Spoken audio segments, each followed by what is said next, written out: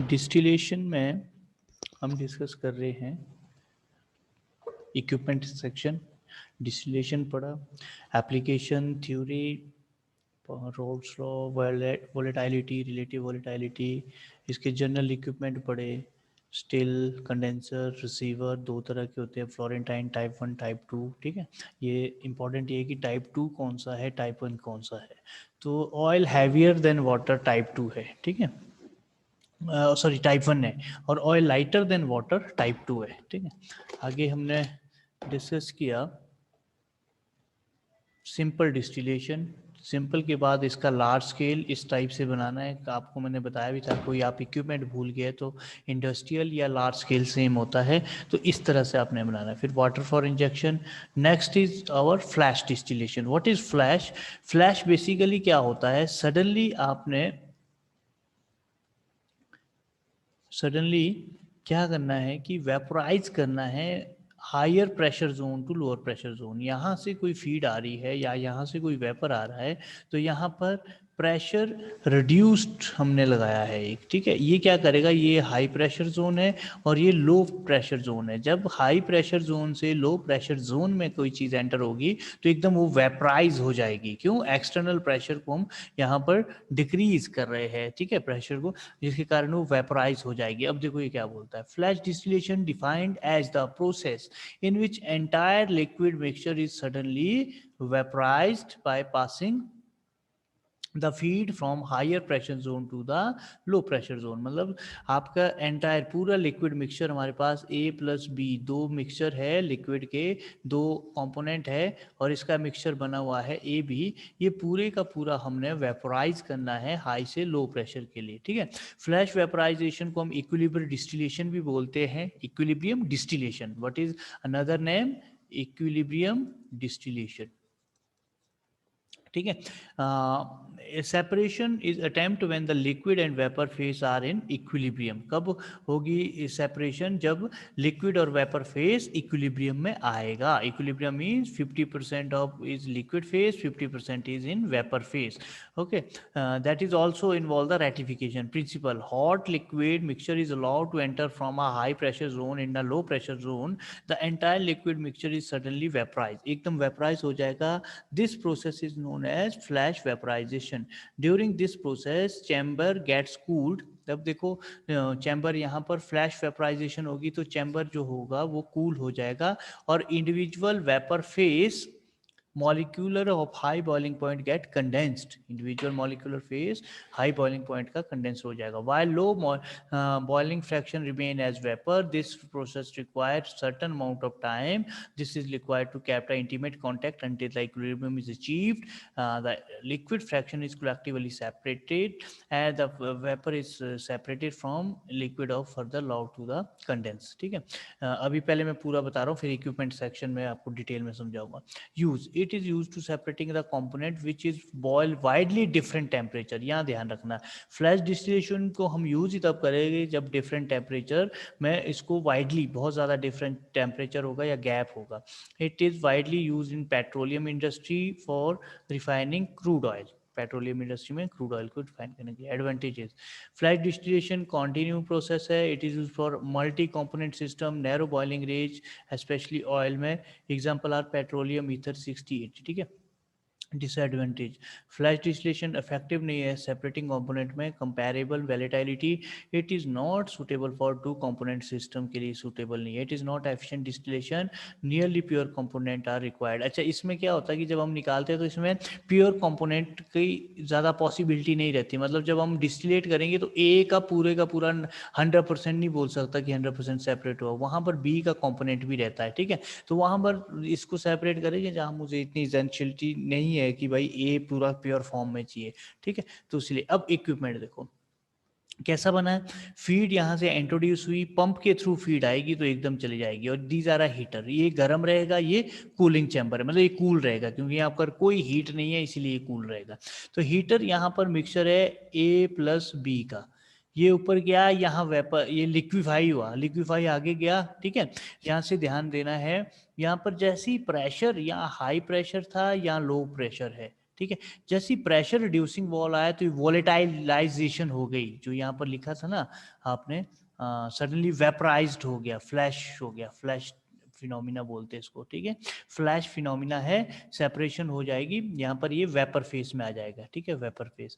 अब यहाँ ध्यान देना है, वेपर फेस जो है आपका ए का भी आया, बी का भी आया। सपोज ए का हाई वेपर प्रेशर था तो इसका लो टेम्परेचर होगा और ये बहुत जल्दी वेपर बनाएगा, ठीक है। तो ए को यहाँ होगा तो रिकंडेंस भी बहुत जल्दी हो जाएगा और ये हमारा लिक्विड यहाँ पर ही बनेगा ए का। ए के लिक्विड हमने, क्योंकि कूलिंग है, वेपर था, कूल हो गया और एकदम ये लिक्विफाई हो गया। अब यहाँ दूसरा क्या है, दूसरा है बी, जिसका बॉइलिंग पॉइंट बहुत ज़्यादा था, वेपर प्रेशर थोड़ा कम था और रिकंडेंस में भी उसको टाइम लगा। तो उसके लिए दोबारा से एक कंडेंसर हमने यहाँ लगाया है, ठीक है। इस तरह से ये यहाँ से होके पास लिक्विड बी यहाँ पर आ गया, ठीक है। ऐसे इस तरह से काम करेगा।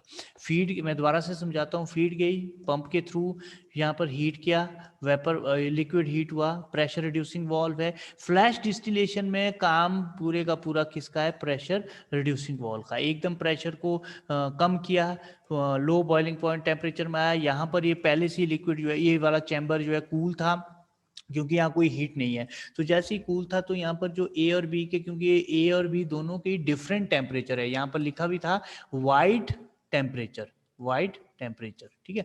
तो पेट्रोलियम इंडस्ट्री में क्या करेंगे, जैसे ये आपका यहाँ पर है 50 पे चला है, ये अगला 60 पे चलेगा, 70 में, ऐसे अलग अलग लगाते जाते हैं और रिकंडेंस करते रहते हैं, ठीक है।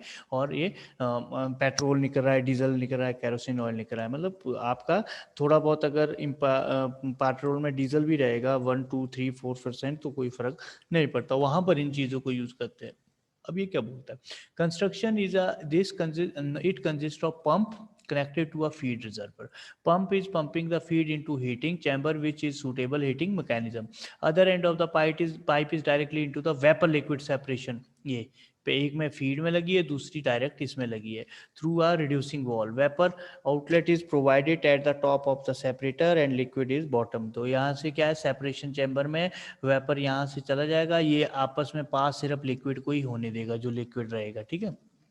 यहाँ पर ये चांस भी हो सकता है कि ए जो है पूरा 100% लिक्विड ना बने, ए के कुछ एक वेपर, जैसे 90% वेपर बने यहाँ आगे, 10% ये आगे भी जा सकते हैं। इसी तरह बी के भी कुछ एक 5-7% जो है लिक्विड में कंबाइन हो सकते हैं, इसलिए ये मिक्सिंग रहती है थोड़ी सी। वर्किंग, फीड को पंप के थ्रू देना है, हीटर करना है सर्टन प्रेशर का, the liquid get heated which enter to the vapour liquid separation through pressure reducing valve. Due to drop in pressure the hot liquid flash which further enhance the vaporization process। बस ये याद रखना है flash distillation में, due to drop in pressure, pressure के drop होने से hot liquid एकदम फ्लैश हो जाएगा, जो एनहांस करेगा वेपर प्रोसेस को, वेपराइजेशन प्रोसेस को। द सडन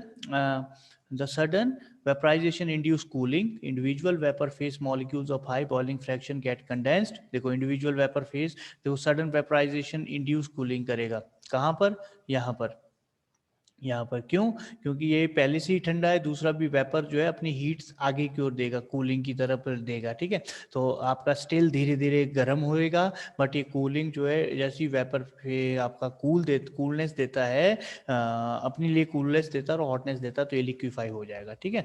तो आगे क्या होगा, mixture allow to sufficient time so that vapour and liquid portion separate to achieve equilibrium. और यहाँ पर ये बहुत ज़्यादा, ये सफिशिएंट टाइम ले लेगा कि इसने वेपर और लिक्विफाई होने के लिए इंपॉर्टेंटली हो जाएगा। ये वेपर फेज में भी इक्विलिब्रियम रहेगा और लिक्विड फेज में भी इक्विलिब्रियम में रहेगा। मतलब ये कहाँ पर, यहाँ 50% वेपर में रहेगा, 50% लिक्विफाई रहेगा, तब जाके ये स्टेट को इंटरचेंज करेगा, ठीक है बेटा। ये आपका है vapour is separated through the pipe from above and liquid collected from bottom. ये हो गया continuous feeding into still it is possible to obtain continuous flash distillation. अगर हम कॉन्टिन्यूसली फीड देते रहेंगे तो कॉन्टिन्यूसली हमें ये फ्लैश डिस्टिलेशन मिलता रहेगा। Operating condition can be adjusted in such a way that amount of the feed exact equal to material removed. ठीक है, तो ये ऑपरेशन इतनी फास्ट भी हो सकती है, जितनी फीड दोगे उतनी आप ये निकालोगे। Vapour and liquid anti point main constant in the unit. तो ये आपको मैंने फ्लैश डिस्टिलेशन समझाया, feed pump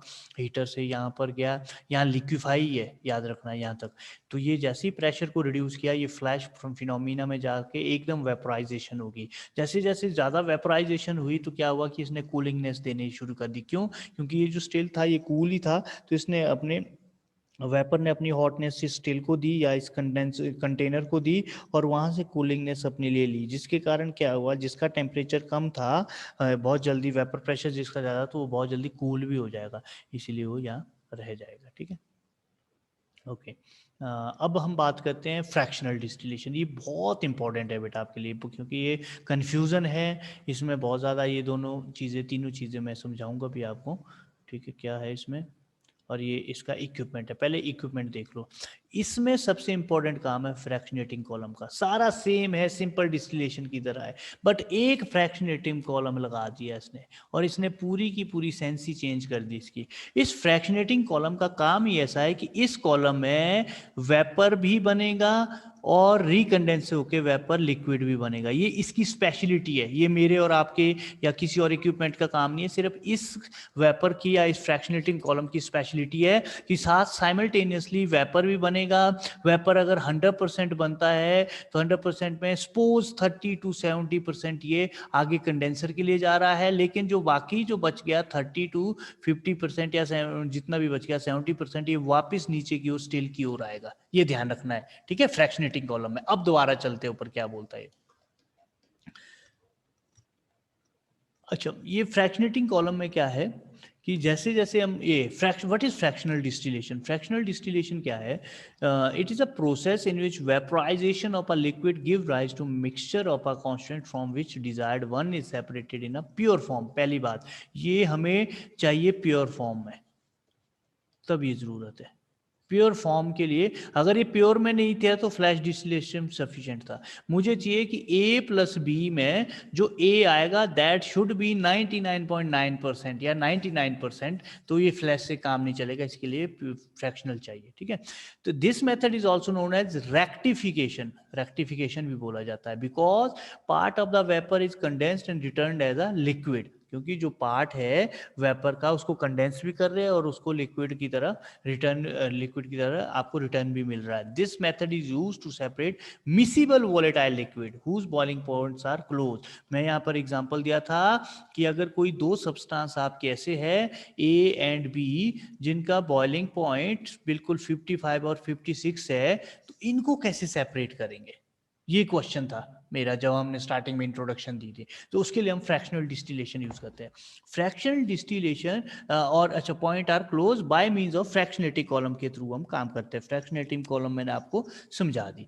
fractional distillation different है सिंपल से। क्यों? सिंपल में वेपर को डायरेक्टली कंडेंसर में जाएंगे, लेकिन फ्रैक्शनल में वेपर को फ्रैक्शनेटिंग कॉलम में जाएगा, उसके बाद पार्शियल कंडेंसेशन होगी जो कि अलाउड होगी, अकर होगा। In simple distillation condensation collect होगी रिसीवर से, वाइल इन फ्रैक्शनल में condensation take place in fractionating column and so that the part of condensing vapor return to the still। तो यहाँ पर धीरे धीरे ये फ्रैक्शनेटिंग कॉलम में जाएगा और उसके बाद कुछ एक अमाउंट आगे कंडेंसर की ओर जाएगा और कुछ एक ये नीचे स्टील की, मैक्सिमम अमाउंट स्टील की ओर जाएगा। क्यों? क्योंकि इसमें क्या है, रिफाइन होता रहेगा, बार बार ये ऊपर नीचे चलता रहेगा, तो वेपर प्योर फॉर्म का वेपर ही आगे कंडेंसर की ओर जाएगा, बाकी वो नीचे की ओर स्टील की ओर आएगा। Principle from sorry operational point of view, fractional column is a mass transfer from counter current diffusion। counter current क्या हुआ? opposite direction diffusion में each equilibrium stage पे। ऑपरेशनल व्यू से फ्रैक्शनल डिस्टिलेशन मास ट्रांसफर है counter current diffusion का component of each equilibrium stage का। Hold करना एक minute.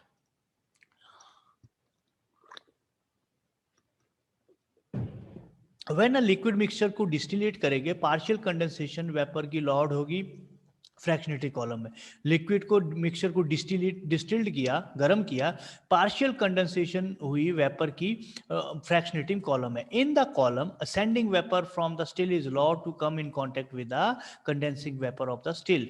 This result to enrichment of the vapour and more volatile component by condensing the vapor and reheating the liquid repeatedly. Equilibrium between a liquid and vapor is set up at this stage, ultimately result the separation of more volatile component. तो इसको पहले अपनी इससे समझा लेते हैं. ये fractionating column है, यहाँ स्टिल है, ठीक है, बहुत ही रफ सा डायग्राम है, ठीक है, और ये आपका चला गया कंडेंसर की ओर. तो यहाँ पर फ्रैक्शनेटिंग जो कॉलम है ये बोलता है कि स्टिल से वेपर ऊपर की ओर जाएगा और वेपर यहां से ही इसी कॉलम से नीचे की ओर भी आएगा. नीचे वो लिक्विड बनेगा, ऊपर वो वेपर बनेगा. तो यहाँ पर साइमल्टेनियसली चलता रहेगा और यहाँ पर वेपर फेज बहुत ज्यादा हो जाएगा. क्यों? ऊपर भी वेपर जा रहा है, नीचे भी वेपर जा रहा है, ठीक है. वेपर फेज ज्यादा होने से यहाँ पर हाई वेपराइजेशन हो जाएगी. और सेपरेशन कब होगी? क्वेश्चन राइजेस, सेपरेशन कब होगी? सेपरेशन तब होगी जब यहाँ पर 50 इक्विलिब्रियम अटेन करेगी vapour phase and liquid phase. मतलब 50% of vapour, 50% of liquid phase, ठीक है. जब ये अचीव करेगा तब ये जो मोर वॉलेटाइल होगा दैट विल बी डिस्टिलेट या that will be separated from this. Okay. Application, fractional is used to separation of miscible liquid, acetone and water. Example है एसीटोन एंड वाटर. याद रखना इसमें आपने एग्जाम्पल लेना है acetone water, chloroform and benzene. इसमें ethanol and water नहीं देना है एग्जाम्पल. इसमें आपने एग्जाम्पल देना है एसीटोन और वाटर का, ठीक है. मिथेनॉल और उसका नहीं देना है, इथेनॉल और उसका नहीं देना है. मिथेनॉल वाटर भले दे दो. यहाँ देखो फ्रैक्शनल डिस्टिलेशन आइडियल सॉल्यूशन के लिए आगे समझाऊंगा मैं अभी डिटेल में. Okay. Disadvantage, fractional can not be used to separate miscible liquid which is from azeotropic mixture. कर सकता है मिसिबल को, लेकिन किसको नहीं कर सकता? एजियोट्रॉप मिक्सचर को. अब ये एजियोट्रॉपिक मिक्सचर क्या होते हैं ये आगे पढ़ेंगे. मतलब कांस्टेंट टेम्परेचर रहता है जिनका, ठीक है, अनचेंज रहते हैं जो टेम्परेचर वेरिएशन पे, ठीक है. एसीटोन वाटर देना है यहाँ पर फ्रैक्शनल में, या क्लोरोफॉर्म बेंजीन. अब बोलता है कि थ्योरी क्या है इसकी, बेसिक थ्योरी क्या है. हमने डाल्टन लॉ पढ़ा है, सभी को पता है. According to the principle of colligative properties. What is colligative property? This is water. Water में NaCl डाला, ठीक है, सोडियम क्लोराइड, नमक डाला. इस नमक से डालने से इस पानी में इसका वेपर प्रेशर डिक्रीज हुआ, फ्रीजिंग पॉइंट एलिवेट हुआ, बॉइलिंग पॉइंट कैसा रहा, ये सारी चीजें जो है that is your colligative property. तो according to principle of colligative properties, when substance is dissolved in a liquid the vapour pressure of solvent is lower. तो वेपर प्रेशर कैसा होगा? कम हो जाएगा. Two miscible liquid are mixed, each may be consider as a solution of one of other. तो दो miscible liquid डाल दिया, एसीटोन वाटर, तो इसको बोलेंगे हम mixture of acetone and water, और ये इक्वली ये मिक्स हो रहा है, ठीक है. The vapour pressure of each component is lowered. The pressure exerted by each one is known as partial pressure. तो वेपर प्रेशर इनका दोनों का कम रहेगा एज कंपेयर टू इनके पार्शियल प्रेशर से. क्यों? क्योंकि कॉलिगेटिव प्रॉपर्टी ने स्टेट किया. तो according to Dalton law, total pressure exerted by gaseous mixture is sum of individual pressure of component of gas. ये हमने पढ़ा था. तो अगर ए और बी दो मिसिबल लिक्विड है, पी ए और पी बी, इनका पार्शियल प्रेशर है, तो डाल्टन लॉ ने बताया था total pressure is P is equal to partial pressure of दोनों कंपोनेंट के, ठीक है. Like other gas, Dalton hold strictly good only when the partial pressure are not too high. जब पार्शियल प्रेशर ज्यादा नहीं है.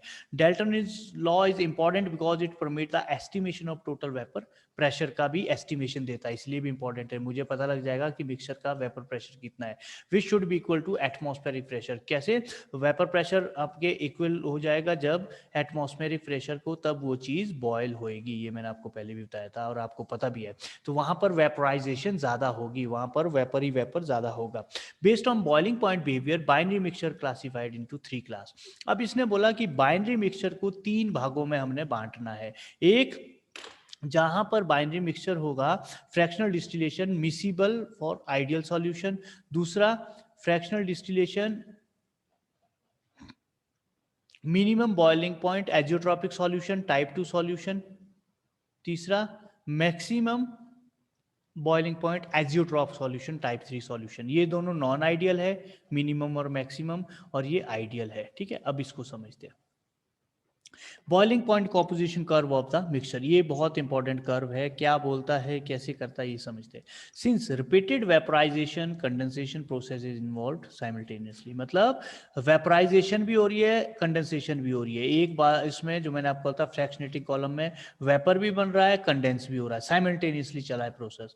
Composition of liquid and vapour phase change continuously, तो vapour phase में भी चेंज हो रहा है लिक्विड फेज में भी चेंज हो रहा है कॉन्टिन्यूसली।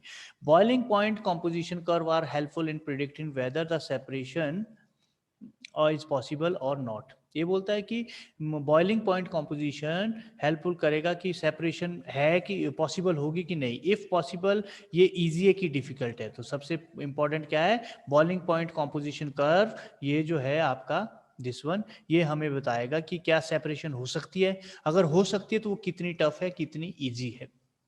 आगे, these helpful to design the equipment of fractionated column. Boiling point composition curve was constructed. Mixture of liquid A and B are prepared in different proportion. Boiling point each mixture is determined. अभी समझाता हूँ detail में. Liquid composition each component analyzed at its boiling point. Vapor composition analyzed at boiling point. Boiling point plotted x-axis. Upper curve is vapor phase, liquid phase, and existing C liquid. Okay, कुछ नहीं है, देखो. The curve represent equilibrium condition, therefore they help in drawing the conclusion regarding the components of the temperature. अच्छा, अब ये जो जितने भी पार्ट्स हमने पढ़े अभी तक ये बॉइलिंग पॉइंट के, ये क्या बोलता है, आपने इसी से समझाऊंगा मैं, ठीक है। आपने क्या करना है, ये मिक्सचर यहाँ पर है ए बी, चलता नहीं है,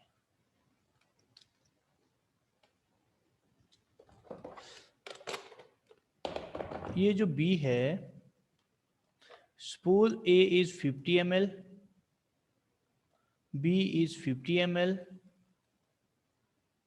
टोटल हो गया 100 ml, ठीक है, तो सॉरी 100 ml, तो 50 A टोटल वॉल्यूम है 50, तो दैट मीन्स 50 इज योर 100%, है ना, और B टोटल वॉल्यूम है 50, तो दैट इज 100%। तो हम यहाँ पर एग्जांपल ले रहे हैं 100% A, मतलब 100% का मतलब कितना था 50 ml, B 50 ml, ठीक है, ऐसा। तो यहाँ पर ध्यान से समझना है, जो इसका अपर लेयर होगा, अपर वाली जो पोर्शन है दैट इज वेपर फेस, ए और बी का मिक्सचर का इसने बताया है, और लोअर वाला जो है that is liquid face, that is liquid face, ठीक है, ओके। अब ये इन दोनों के बीच जो है, इन दोनों के बीच जो है, यहाँ से यहाँ तक, यहाँ से यहाँ तक, यहाँ से यहाँ तक, that is a vap intermediate between vapour and liquid phase. It means यहाँ पर वेपर भी हो सकते हैं, यहाँ पर लिक्विड के ड्रॉप्स भी हो सकती है, ठीक है। अगर इसको देखें इस तरह से, दिस इज आवर सरफेस, ठीक है, this is our liquid, this is our vapour, ठीक है। तो ये बना है ऐसे टाइप से, ऐसे इस टाइप से लो आप, दोबारा से बनाते हैं इस टाइप से, ठीक है। ये हो गया ऊपर वाला वेपर ही वेपर, नीचे वाला हो गया लिक्विड फेस, ये दोनों हो गया वेपर और लिक्विड फेस, ठीक है।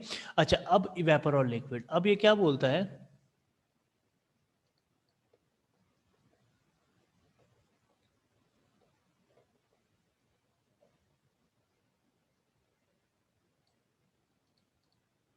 यहां पर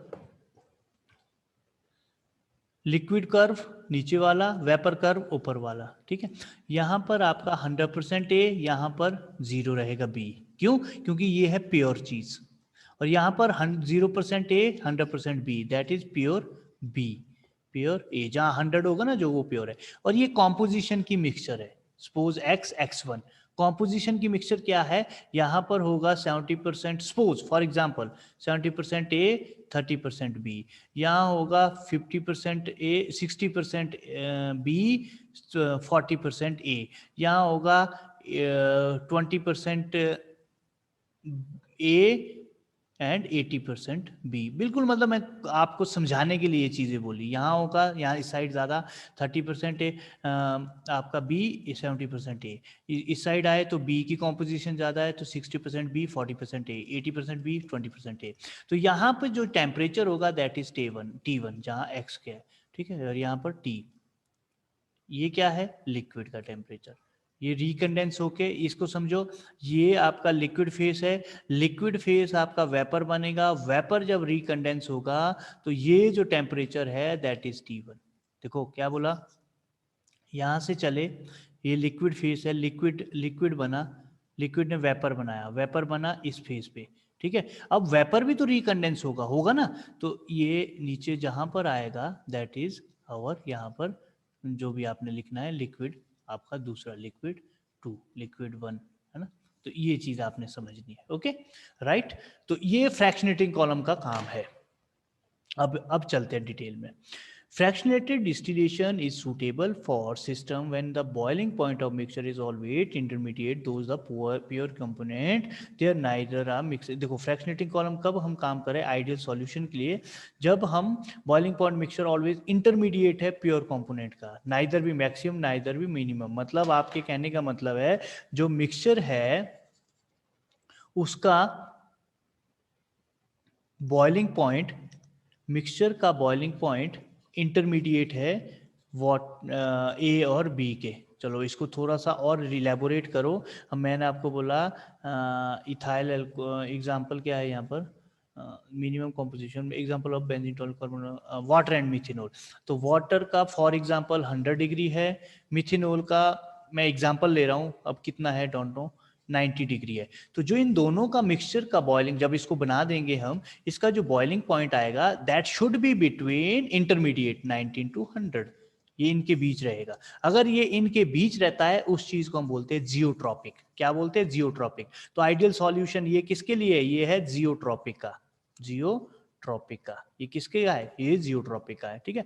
एग्जांपल है बेंजीन टॉल्यून, कार्बन टेट्राक्लोराइड, साइक्लोहेक्सेन, ठीक है, और मेथेन वाटर एंड मिथेनॉल, ठीक है। इथेनॉल इसमें नहीं आएगा, इथेनॉल एजियोट्रॉपिक मिक्सचर है, वाटर के साथ इथेनॉल एजियोट्रॉपिक मिक्सचर है। फ्रैक्शनल डिस्टिलेशन यहाँ बनाया गया है। Many liquid mixture fractional distillation अच्छा ये हो गया हमारा जियोट्रॉपिक का। तो ये कैसे बनेगा? इन दोनों का बॉइलिंग पॉइंट कैसा बनेगा? इन दोनों का इंटरमीडिएट, ठीक है। इसके बाद ये बोलता है कि एजियोट्रॉपिक जो है, अब बात करते हैं एजियोट्रॉपिक। एजियोट्रॉपिक मिक्सचर कुछ और है, जियोट्रॉपिक कौन सा है? जिनका बॉइलिंग पॉइंट मिक्सचर का इंटरमीडिएट होगा उनके प्योर फॉर्म का, जो आपका जैसे एसीटोन और वाटर है या मिथेनॉल और वाटर है उसके, ठीक है, उसको एजियोट्रॉपिक बोलेंगे। अब बोलता है ये azeotropic. Many liquid can not be separate completely in pure form by simple distillation because volatility of composition are equal. जहां पर उनकी वॉलेटिलिटी ही इक्वल हो जाएगी, ठीक है, तो आपको उसको केस को बोलते हैं हम azeotrope. Azeotropic solution is distilled to constant temperature. देखो azeotropic solution is a solution which distil unchanged at a constant temperature. Constant temperature पे वो अनचेंज्ड रह जाएगी। कांस्टेंट कैसे? अब मैं चाह रहा था कि आपको 70 डिग्री पे ए कंपोनेंट अगर पास हो जाए या मिक्स हो जाए तो वो बड़ा बढ़िया था, सेपरेट हो जाए तो ठीक है। बट यहाँ क्या हुआ, ए 70 डिग्री पे और बी की वॉलेटिलिटी 1 हो गई दोनों की, तो वो कैसे हो गई? तो दोनों वॉलेटाइल होंगे, उस केस में एजियोट्रॉपिक मिक्सचर बनता है, ठीक है। इसका एक और एग्जांपल आगे भी पढ़ेंगे हम, कैसे करेंगे हम एजियोट्रॉपिक डिस्टिलेशन को। एजियोट्रॉपिक डिस्टिलेशन सच, जब एजियोट्रॉपिक डिस्टिलेशन आएगा, इक्विपमेंट मैंने बोला सेम है फ्रैक्शनल का, बस थ्योरी अलग है। थ्योरी आपने ये देनी है उसमें, लोअर और अपर, ये दोनों, okay. Azeotropic is a solution which distilled at a constant temperature. Such solution are equal to constant boiling mixture. An example of type of this 8943 molecule of percentage of mixture of ethanol and water at atmospheric pressure. जब इसको हम use करेंगे mixture में ethanol और water को, net में देख लेना कि इतने मोल परसेंटेज बनाना है इथेनॉल वाटर, कितना वाटर चाहिए, कितना इथेनॉल चाहिए, तो ये एटमॉस्फेरिक प्रेशर के बराबर हो जाएगा, जो कि रिलेटिव वॉलेटिलिटी 1 हो जाएगी। इसको प्यूरिफाई हमें निकालना बड़ा मुश्किल हो जाता है डिस्टिलेशन से, इसीलिए हम एजियोट्रॉप मिक्सचर यूज करते हैं। तो पहला इसका है minimum boiling point of azeotropic distillation. Minimum boiling point का मतलब है कि जब हम एग्जांपल इसमें क्लोरोफॉर्म और वाटर, जब हम वाटर और नाइट्रिक एसिड को यूज करेंगे, इनका 100 है, इनका 110 है फॉर एग्जांपल, तो ये मिनिमम मतलब इसके मिक्सचर का होगा ड्यू टू कॉलिगेटिव प्रॉपर्टी ये हो जाएगा 100 से नीचे 90 degree for example, that is minimum. Maximum में भी सेम, जब दो कंपोनेंट को हम इंडिविजुअल, एक का 100 है दूसरे का 80 है, तो मैक्सिमम ये हो जाएगा 120 डिग्री मिक्सचर का। ठीक है, ये आपका मैं समझाना चाह रहा हूँ। ओके, अब ये क्या बोलता है मिनिमम में क्या होगा।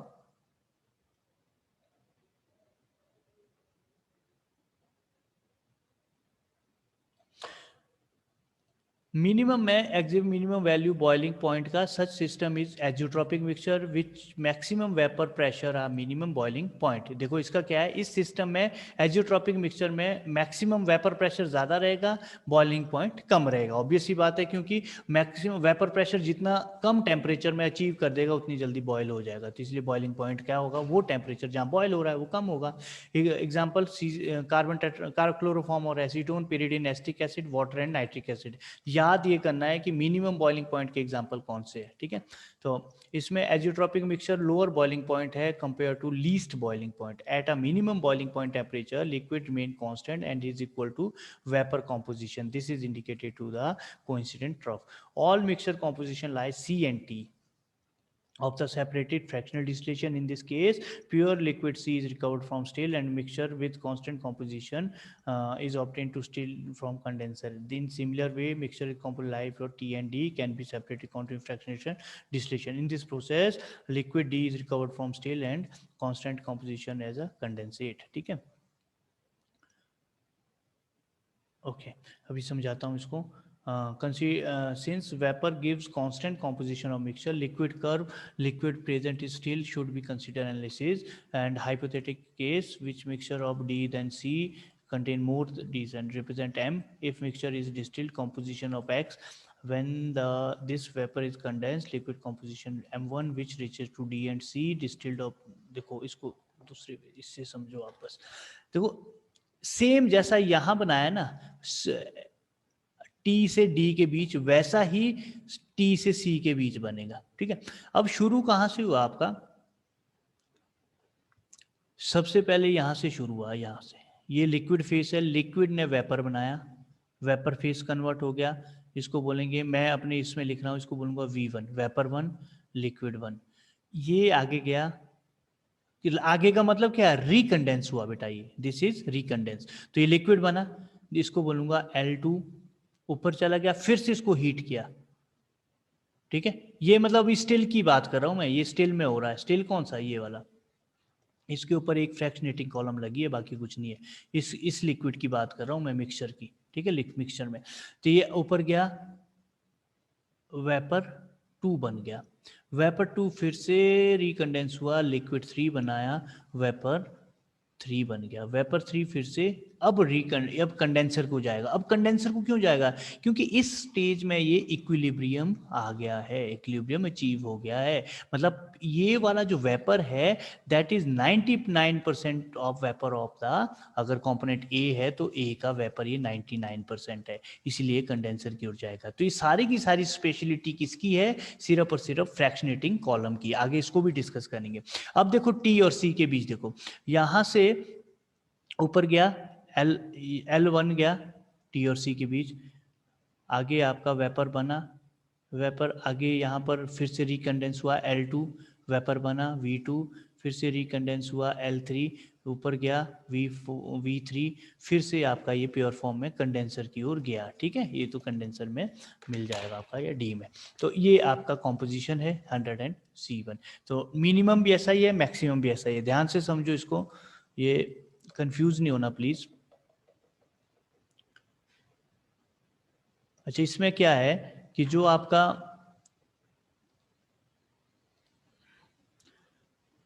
टी और डी है, ये दो मिक्सचर है, कंपोनेंट के दो मिक्सचर है, डी और डी। तो इसमें क्या है, यहाँ पर आपका ये मिक्सचर है, यहाँ पर मिक्सचर है, लोअर है ना, ये मिक्सचर है, यहाँ A प्लस बी है, this is A, this is B। ठीक है, अब और वे से समझाता हूँ, इसको ध्यान से समझो, अगला भी बिल्कुल सेम है।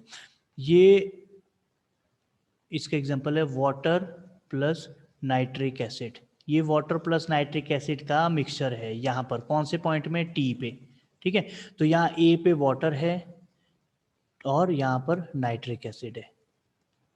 ठीक है, अब जैसे जैसे इसको किया, यहाँ पर वाटर का मैक्सिमम मेजॉरिटी में वाटर है, 70% 90% वाटर है, बट 10% जो है नाइट्रिक एसिड हो सकता है, 10% नाइट्रिक एसिड के वेपर हो सकते हैं।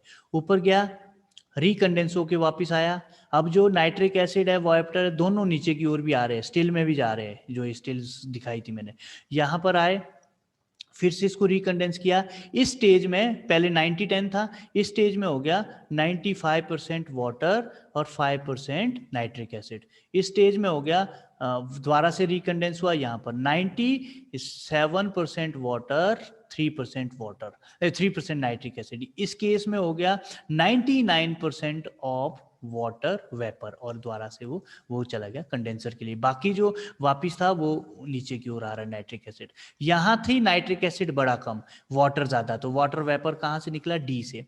और यहाँ पर है नाइट्रिक एसिड ज्यादा, वाटर कम, तो अगर यहाँ से चले इस स्टेज से, तो 90% आपका नाइट्रिक एसिड, 10% वाटर। ऊपर गए 90% नाइट्रिक एसिड, अच्छा सॉरी 95% नाइट्रिक एसिड, 5% वाटर, तो वाटर नीचे भी आ रहा है लिक्विड की ओर, अगेन ऊपर गए, और ये लास्ट स्टेज में 99.9% आपको नाइट्रिक एसिड मिल जाएगा। इस वे से इसको समझो तो ये क्लियर हो जाएगा। ठीक है, तो ये आपका है।